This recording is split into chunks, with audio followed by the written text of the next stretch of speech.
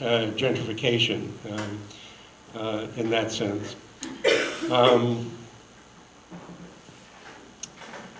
The bankruptcy was a part of that process, and I know you've touched on that. Detroit, of course, did not declare bankruptcy, right?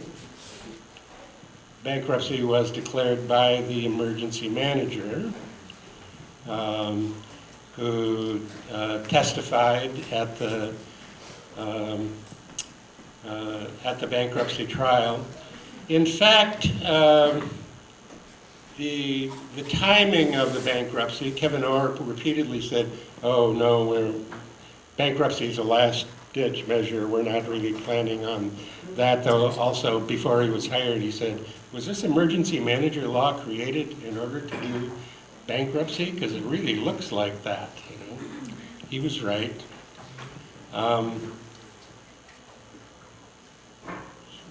He filed for bankruptcy.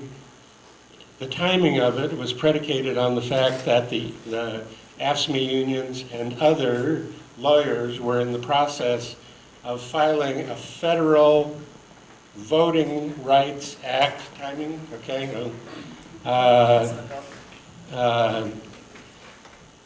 suit in federal court to challenge the law. And while they were driving to Ingham County, Kevin Orr was madly faxing the bankruptcy filing to the federal judge and beat him by a matter of hours, right? So the bankruptcy judge said, okay, now all federal lawsuits are on hold, which is to say, first we'll do the bankruptcy and then we'll figure out if it's legal and constitutional to bring that bankruptcy. That's the kind of contradiction that was created. This comes into the Poor People's Campaign, all of this, gentrification, the changing of the footprint, and in particular the water struggle in Detroit. You may know that Detroit Water and Sewage has just announced another 17,000 water shutoffs to be done over the course of the summer. During the period of the bankruptcy, that had to do with making clear that the Detroit Water and Sewage was an asset that the suburban folks could claim and was financially viable. But water shutoffs are also part of that moving folks out of the neighborhoods, right? Water shutoffs, and we know by mapping them where they're concentrated and where they're pushing people out. Water shutoffs, mortgage foreclosures, tax foreclosures, school closures, bus line ending of public transportation to certain neighborhoods, church closings.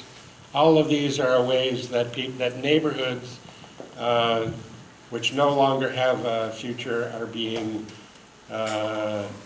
cleared, virtually cleared. So that's from a campaign, a Poor People's Campaign, that's bottom up. All of those are things that will come to the state house, to the Capitol building in those 40 days, and we're going to be bringing it with direct action. I'll stop there and we can talk more in the question period. Sorry, I went a few minutes over.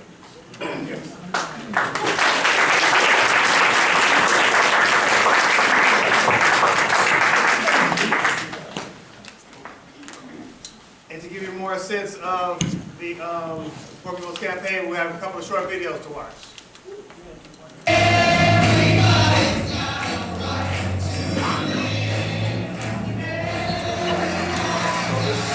Feels like the old mass meeting in here, all about diversity in the human family. There is a fire raging now for the poor of this society. They are living in tragic conditions because of the terrible economic injustices that keep them locked in.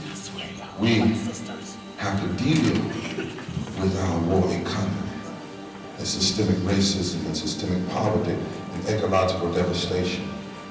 And finally, we have to deal with the moral narrative. We are traveling around this country building this Poor People's Campaign, a national call for moral revival. What we want to do now is hear a little bit from the local community who are a part of this campaign. I've spent 5 or so more years homeless. Living on minimum wage has caused me to have to figure out on a daily basis how to afford basic necessities. While the U.S. sends trillions abroad, my friends, family, and fellow veterans suffer the economic consequences of the war economy. I have 2 children, and I enjoy raising them while acknowledging that being poor is a struggle of human rights. But when I lost my housing, healthcare, and income all at the same time, I was terrified, panicked. I want to stand here and reclaim the power and dignity of the purpose in my life. I can't afford to pay a cab. It was one thing to know that you didn't have water and you couldn't afford your water. It's a whole nother to find out that they shut off your entire community and none of you matter. And in the aftermath of climate change disasters, poor people and people of color are the ones to lose their homes. Who can't survive the 725? No parish in America shall be buried after death for lack of medical assistance. Being poor is not a sin. Poverty is a sin. Being homeless is not a sin. Homelessness is a sin. And we are here, and it's time for us to be the remnant that can transform the nation. We are calling for a season of moral resistance, a season of organizing, a season of nonviolent, massive civil disobedience. There will be a movement that will break through the town and cut through the lies and bring people together To save the heart and the soul of this democracy and this world.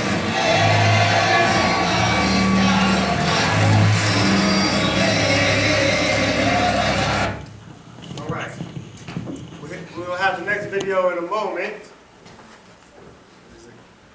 But first, we're going to hear from Nicole Hill, who is a mother of 7, an impacted resident, relocated to Detroit via Hurricane Katrina. Nicole Hill was thrust into the center of the mass shutoff campaign by DWSD when her water service was discontinued in May of 2014, and her bill was slated at more than $5,000. After not getting help from state agencies, she contacted Michigan Welfare Rights Organization and became part of the LIDA class action lawsuit. She also became an activist, using her story to bring awareness to this mass atrocity that continues to occur en masse. She is also an active committee member of the Michigander Board branch of the Poor People's Campaign, a call for moral revival, and a nonviolence trainer with the Michigan Made of Peace team. She continues to work to improve her community and involve her children as well. Please welcome Nicole.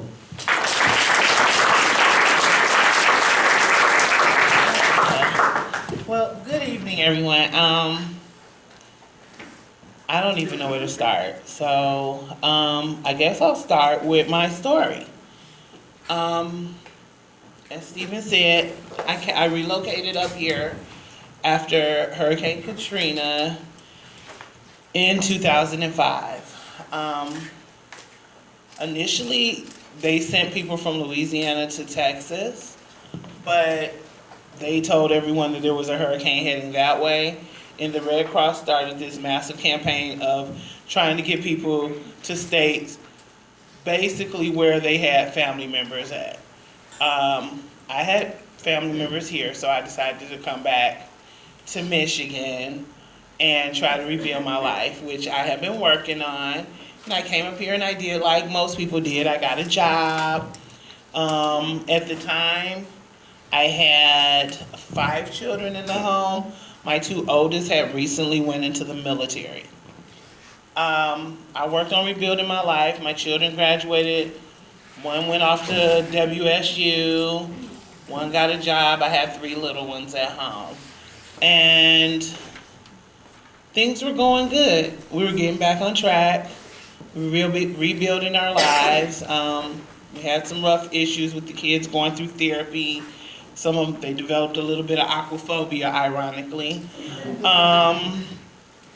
And I started noticing things in my neighborhood when I moved into a new neighborhood, which was like in the 7 Mile and Lasser area. If you're from the Detroit area, you may know where that is. And one thing that I noticed that bothered me is that maybe a couple houses down there was an opened and abandoned house. And it was free running water in the basement to the point where you could look in the windows and see the water. Like it was literally a swimming pool. And my concern was that small children in the neighborhood may play near there and fall in there and drown. So I started initially contacting DWSD about that. I had recently moved to that neighborhood from a prior Detroit neighborhood, at which time I was told, in order to transfer your water, you had to have a zero balance. So I zeroed out my bill. I transferred my water. I had to get an affidavit from the property owner within a week of moving in the property stating that the water was going to be in my name and I was going to be responsible for it, which we did.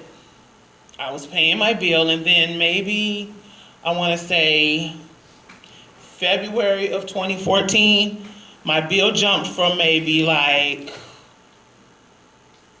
$100 a month to double that.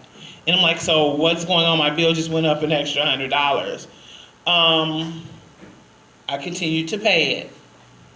The next month, it was $400. And then my bill continued to literally double every month.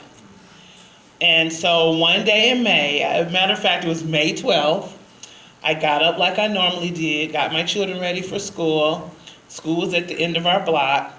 They had breakfast. I walked them up to the school, came back to watch the breakfast dishes, turned the water on, nothing came out the tap. And there was always water issues in this neighborhood. Water main breaks at least twice a year, and when they did come out to repair, the Department of Water and Sewerage never let the community know your water's gonna be off for a few hours or your water's gonna be off for a day. You just went, turn your water on, and someone in the neighborhood would say, oh, you know, my water's not on, what's going on?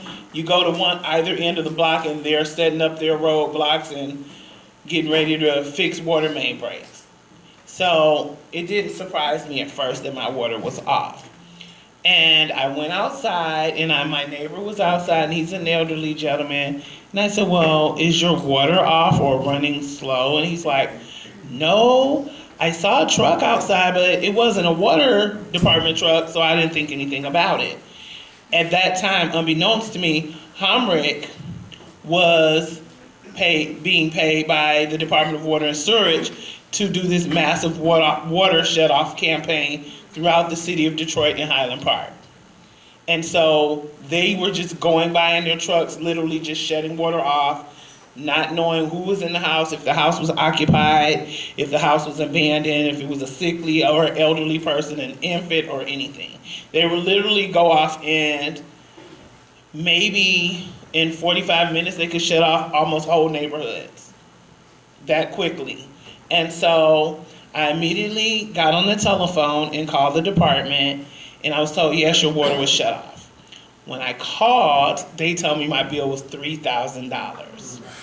And I said, how is my bill $3,000 and I pay you like $400 a month for just water? And I said, that's impossible. And I said, what am I gonna do? I have 3 children, I have to have water. And the only thing I could think of was to go to the Department of Human Services. So my youngest daughter, who's here somewhere hiding tonight, was getting out of school early, so I picked her up. I went to the Department of Human Services, and I said, I need help. My water's off. Can you help me? And they said, well, we recently just went up to paying $175, and we used to pay $150, so I'll get on there, see if I can make arrangements with the department to get your water turned back on. And when the social worker called, this was literally, to give you a time frame, maybe 45 minutes after I got to the Department of Water and Sewerage, which was approximately maybe like 4 hours after they turned my water off. And my bill had jumped from $3,000 to $5,000 just that quickly. And the social worker goes, well, she must have a pool in the backyard. What's going on? And I'm like, I don't have a pool. There's no leaks. And they told me, well, there must be something wrong with your pipes, and it's up to you, even as a poor working single mother, to get a licensed plumber to come out and check it. We don't come out and check it. It's not our problem. And we're not gonna take $175. That's not gonna do anything for your bill, and so your water's gonna remain off. And I just immediately went into like fight or flight mode. I didn't know what to do next. All I knew is I had to get my children out of the household, because I already knew that she turned right towards me and said, you know, right in front of my daughter, who was I think then 7, and said, not having water is grounds for removal of your children from your home. And my daughter burst into tears, and I just grabbed her up and walked out. And she was like, wait, do you want some lists of agencies? I'm like, I didn't even pay attention to her. I just kept going. And I was walking, and a neighbor of mine was calling me, and I guess I was in such a place, I didn't hear her. And she finally got my attention, and she's like, what's going on? I've never seen you like this hairy before. And I told her what was going on, and she was like, you need to call the news. And I immediately called Channel 4, who told me, well, we can't help you. We don't see a story. Wow. But if you get your water cut back on, we can come out and do a story about that. And I said, oh my God, and took the guy's name down, and I'm like, in my mind, which I have a dark streak, as I did tell someone earlier, my mind was like, I'm gonna take your name down because I'm gonna get you later, you know? And so I called the other news stations and was forwarded to voicemails that no one ever returned. And I just didn't know what to do. So my neighbor said, well, you know, you have one boy, I have a boy, he can come over and stay here. And I'm like, okay, I got the boy out the way, let me get the 2 girls out the way. And I called one of my aunts who's elderly and didn't live far from me, maybe like 4 blocks away. And I sent the girls to her house. And she said, you need to come too. And at the time I had decided to return to school because minimum wage was not cutting it with 3 kids. And I said, no, I'm gonna stay home because I'm not in the best neighborhood. People breaking houses, worked hard for my stuff. And plus I have a paper due, so I'm gonna be up all night. And so I stayed at home. I sent the girls. Everything's fine. I'm sitting up and I'm working on a paper about crime and police brutality, ironically. Some of that militarism, yeah. And so I hear a knock at the door, and I'm like, who's coming at my house at 1 o'clock in the morning? And it's the police. Wow. And they have my 7-year-old with them. And she's decided that after my aunt went to sleep, who my aunt leaves her keys in her deadbolt because she says if there's ever a fire, you don't want to be running around looking for your keys. So that's a lesson for everybody that has deadbolts. And my daughter decided she wanted to just be home with her mom. So she opened the door and she's literally walking down 7 Mile Road, alone at night, and she walks up to a complete stranger who must have been the Good Samaritan of the century. Wow. And he flags down a police officer and he's like, this little girl gave me her address. She says she wants to go home. I don't know what's going on, but I'm not gonna leave her standing out here alone. And they had my aunt coming up with them, and she's like mouthing over the officer's head, like, I didn't tell him nothing, you know? And so he's like, well, tell your mom, you know, what you told me. And she's like, I just want to be at home. I don't want to be anywhere else. I want to be at home with you. And he said, like, you need to bring your daughter home. Whatever's going on, relationship problems, whatever it is, your daughter needs, she wants to be with you. you need to bring her home. So I bring my daughter home, which means the other two are like, well, we want to come home too. So now I'm literally deathly afraid because I'm in a house with no water and I have 3 children in this house with no water. And they have to go to school every day. And I started gathering like gigantic jugs of water and bringing them in to try to take care of my house. And I started going through papers that I had when I was working to help other people in the community. And I found Michigan Welfare Rights Organization. And I went to them. And the first person I spoke to there was a young lady by the name of Ann Rao.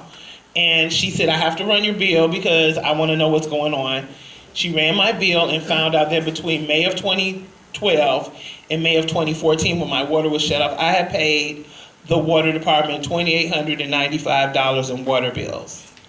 But yet my bill was $5,000. Oh no, correction, by then my bill was $5,700. So my bill is steadily going up. The water department is refusing utterly to even investigate it to see if there's a glitch in their system, if it's some disorganization in the paperwork on their part. It's just like, that's your actual bill and that's it.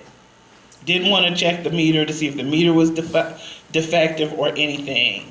And so through Michigan Welfare Rights, I got involved in the LIDA class action lawsuit against the city of Detroit and the water department. And I started sitting in on the bankruptcy hearings.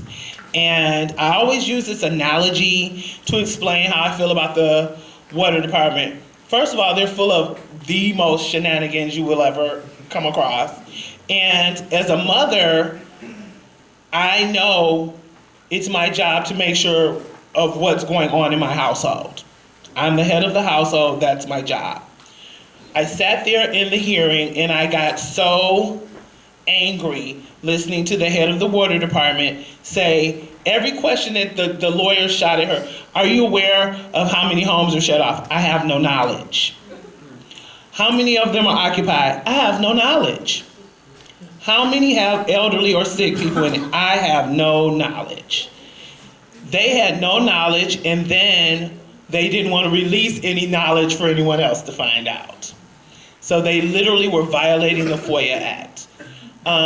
We tried going to mediations, nothing worked. And at that point, I sat there and the only thing that really got my water on is Ann again caught Daryl Latimer, who at that time was the deputy director of the water department, in the hallway of the bankruptcy court after he had been on, Channel 2's Rip It Up? And stated that he would help anyone who could show that they didn't have the ability to pay, which I didn't. And she told him to get my water back on, which eventually, when they could no longer find any excuses to prolong it, did turn it back on. But after that, I kept thinking, I was able to get out and get water. Luckily, I had a few, small amounts of money. Say, what happens to the people that are not able to get out and get water, or they're elderly and they can't afford to get out and buy water and their water gets cut off? Somebody needs to stand up and fight for them.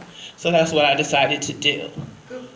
And I've been working at this ever since, and I don't intend to stop until it's done. And this is one of the issues that ties in with the Poor People's Campaign because it's directly related to poverty and gentrification. As Reverend Bill said, we have a book that an organization called We the People did that maps the water crisis, and the maps almost identically overlay with the foreclosures of homes and the school closings. So they're targeting those areas. The Poor People's Campaign, I know I'm trying to jump around, but I know I have to speak up just for a minute on the direct action training. So what the direct action training is we're going to work with the people who are signed up to do civil disobedience and direct action to understand how to deal with the people that they're going to have to face, which are the oppressors, in a nonviolent manner, which is very hard. I'm still a work in progress myself, even though I'm a trainer. So we're going to be teaching them, about peaceful protest, how to handle it when the police approach you, what to say, what not to say, how to respond to negative physical and verbal comments from people who directly disagree with what you're doing. So that's a little bit about what we're going to be doing with the Civil Disobedience Direct Action Training. And we're going to be holding multiple trainings throughout the state to get the people ready for the 40 days of action. And as a member of the Michigan Coordinating Committee, I found out a lot of interesting things about the state of Michigan, their governmental policies, and as well as the city of Detroit. They're also, as Reverend Bill said, they're slating to do 17,146 more water shutoffs throughout this summer. The only thing that held them off is they do a self-imposed moratorium during the winter months because they don't want their pipes to freeze. To give you an ideology of how they target communities, the community that's slated for these shutoffs is the Brightmoor community. So they're targeting this community because it's a mostly poor community of poor Black and brown and white and people that are struggling just to meet their basic necessities. One of the most important, which is, of course, water. So by doing that, they are going to force people to have to leave that neighborhood. As a matter of fact, the neighbor that lived across the street from me, maybe 3 weeks after my water got turned back on, had her water cut off. And they cut it off when no adult was at home and her 12-year-old child was at home by himself after school. And she couldn't afford to get it back on, so she just moved.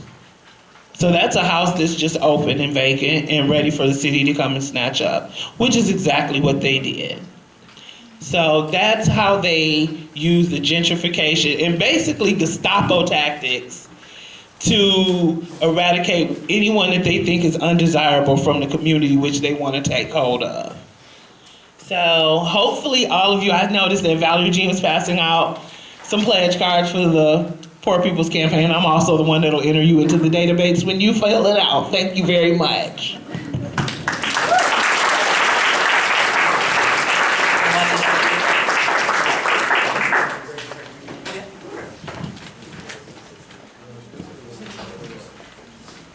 We want you to leave them here. Fill them out and leave them here. Just fill them out, give them to me. I'll put them in the database. And here's the next video to tell you more about the campaign. Workers who make minimum wage are protesting across the metro Atlanta area. And not just here, but also across the country. And this is supposed to be the richest, most powerful United States. We can't get clean water to our people. The fight for clean water, the fight for environmental justice, the fight for living wages, the fight for voting rights, the fight for health care are all interlocked. That's why we gotta have a Poor People's Campaign. I'm getting together with all these people as a part of this, the Poor People's Campaign, and lifting up our voices together and demanding that we be treated with dignity and respect. Oh, we're not free, and yet I swear this oath that America will be. It's a beautiful day to go out and protect our water. Good morning, good morning. Anyone wants any algebra? There's some algebra left here. You're welcome to come grab some. 500 tribes come together. And it's long overdue. This is beautiful. And it's not easy. It's not, it's beautiful and messy and awesome. We can learn something from this. I think it's just a blessing to be here at Standing Rock. In Alabama, we've had the BP oil spill, which contaminated the Gulf of Mexico. And the reason that I connected so profoundly with this struggle is because we're all fighting for clean water and cleaning. We see people of different colors and hues and different religions coming from different places and different backgrounds for the purpose of one thing, being unified over the right to water.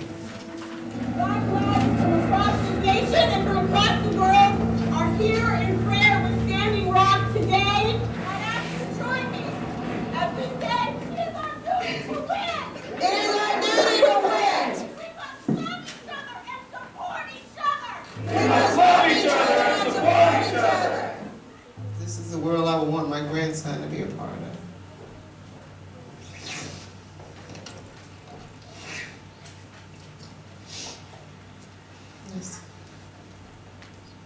I've been fighting tears. I was trying not to cry. Hey, Junior, it's not mindful payment. We ready. If you remember the Poor People's Campaign, it was the campaign that Dr. Martin Luther King had started at one time, and he called welfare rights in and a whole bunch of other organizations.